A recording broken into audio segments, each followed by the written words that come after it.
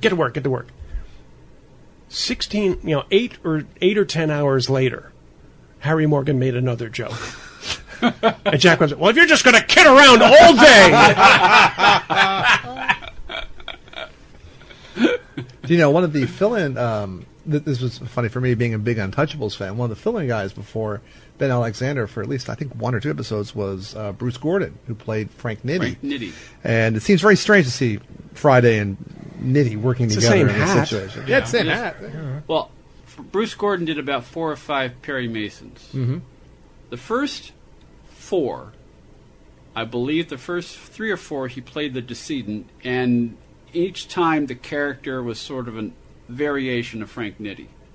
The last one he did was one with Marianne Mobley, and he doesn't play the decedent, he doesn't play the defendant, he plays one of the red herring suspects, but it's a well-rounded, he plays a successful businessman who may have a relationship with who may be the father of Marianne Mobley's character in the show. It's a well-rounded, not a dim this or those type of thug. Mm-hmm. Yeah. And you could tell that Bruce Gordon relished playing something other than Frank Nitti. Yeah, because for a while that's all he was cast as. Hey, they call you up, they're going to pay you, you got to, there's... That's true. That's true. But you always want, as an actor, you always want to branch out. Yeah. It's true, but you hear male actors say that just as you hear, it's like, I have to play another dumb blonde. Yeah. Yeah, just a little sidebar that I have to mention. I was a big Untouchables fan. Up into a couple years before he passed away, Bruce Gordon would show up at conventions dressed in the Frank Nitti outfit. Wow. And I have a picture at home of that. It's one of the proudest things I have because I love that show, But he up until he was like 80-something or other, he would show up in the hat, the jacket, everything. 114 degrees outside, he'd be there in that outfit. Wow. Jack Webb wouldn't do that. Nope. No. I don't know. I don't know. Listen. Again, that's the whole thing. He's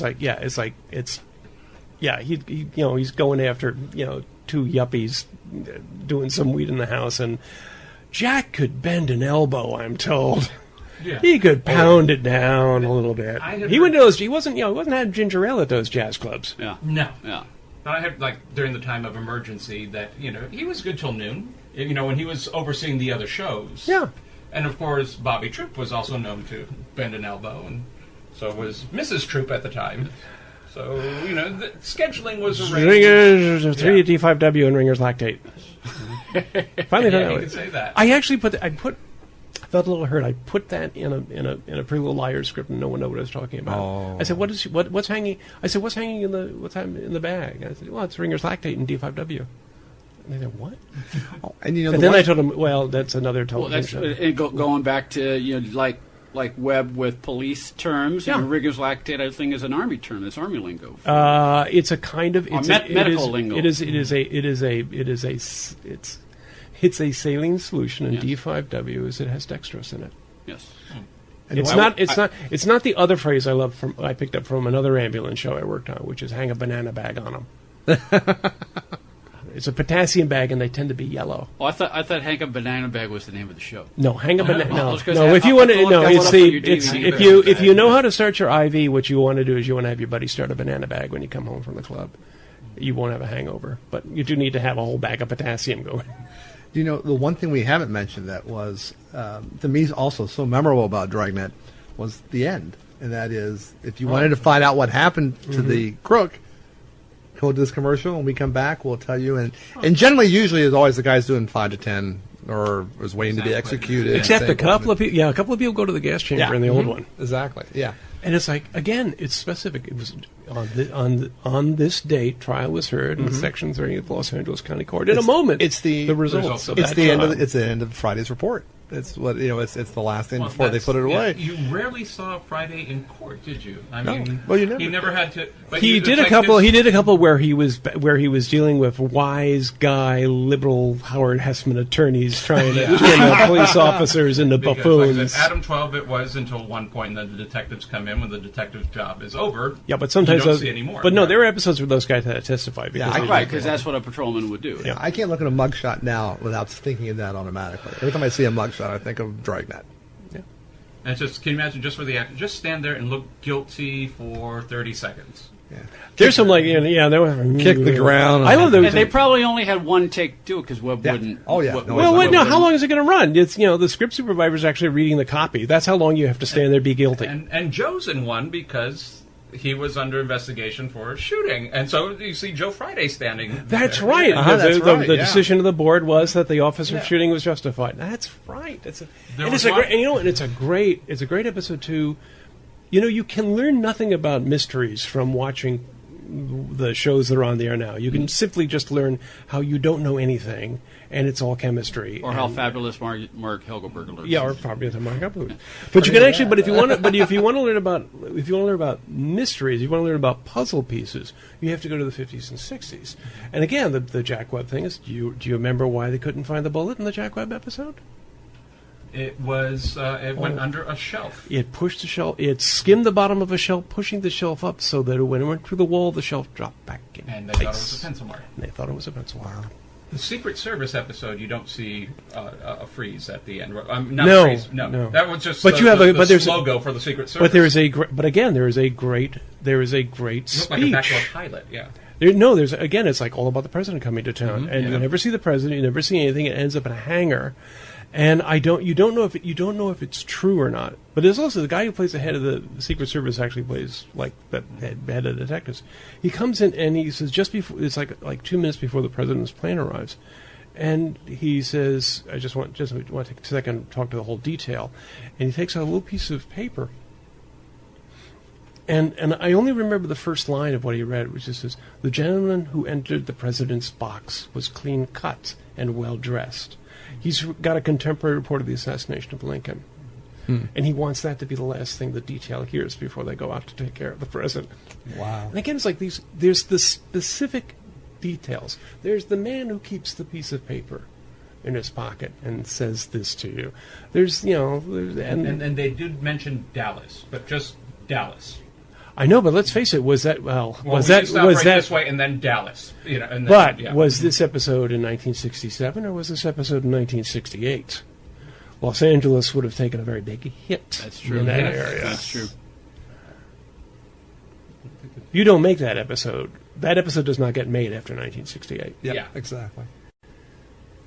That's the other thing. You couldn't take something like the Watch Riots. You could never have used that necessarily as a backdrop for a Dragnet, or could you even reference it in 67, 68, 69, I don't 70? remember if any of the 60 ones ever did anything about I mean, there was social always, unrest. I don't think there they- was, There were episodes about how to prevent social unrest. yeah, there was even one where they were Preparing at for a riot? Wasn't there one where they were preparing for something? No, they That went was- to They speak went to a seminar in like Lake Arrowhead, and it was white officers and black officers Yeah, working together. there was because- another yeah. one too where they went to a where they spoke to a community, to a black community, and later had to disarm a situation with a black perpetrator. And it's like, okay, they're tidy, but again, it's like, I mean, what it comes around to basically is, again, it's like when the thing you have to realize when you find yourself talking about a show that's been off the air for 40 years or 50 years, is you have to realize, well, I'm not talking about everything. This is the one that stuck, and these things stick because it mattered to someone. It was important to tell the story a particular way. We're taking a look at the original Dragnet and the career of Jack Webb in general, along with Joseph Doherty and Dan Farron. We'll take a quick time out, and we'll continue our conversation with Joe and Dan here on TV Confidential. The Case of the Alliterative Attorney, a guide to the Perry Mason TV series and TV movies. Everything you want to know about the classic TV show that made Raymond Burr a star. The Case of the Alliterative Attorney. Available now in paperback through Amazon.com. Does your office need a good cleaning? You know, that extra touch? Well, try the best. Whether your office is small or large, V&A Enterprises have what you need.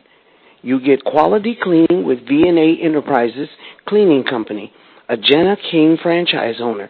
Call 1-248-936-0046. That's 1-248-936-0046 today. Hi, Rita. How are you? Fine. Oh, What's wrong? stress, neck and shoulders. Sounds like you can use a good massage. Sounds like another appointment, Felicia, I don't have time for. I know just the place. No appointment needed. It's $1 a minute. You can get as much or as little time as you like. Can I go right now? I don't see why not. They're open 7 days a week from 10 to 8. Really? Girl, where?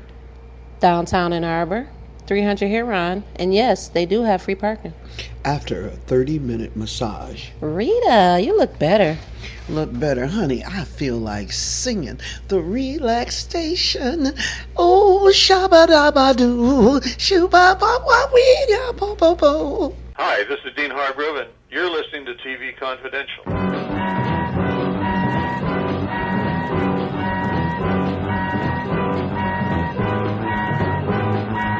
Ed Robertson with a reminder that Roy Thinnes will join us at the top of the hour. We hope you'll stay tuned for that. In the meantime, we're taking a look at the original Dragnet and the career of Jack Webb in general, along with Joseph Doherty and Dan Farron. Joe recently rediscovered the original Dragnet series on radio, as well as the original TV series from the 1950s, the show that created the genre of the police procedural. Joseph Doherty is one of the writers, producers, and directors of Pretty Little Liars, which recently returned to ABC Family. Dan Farron is one of the producers of Story Salon.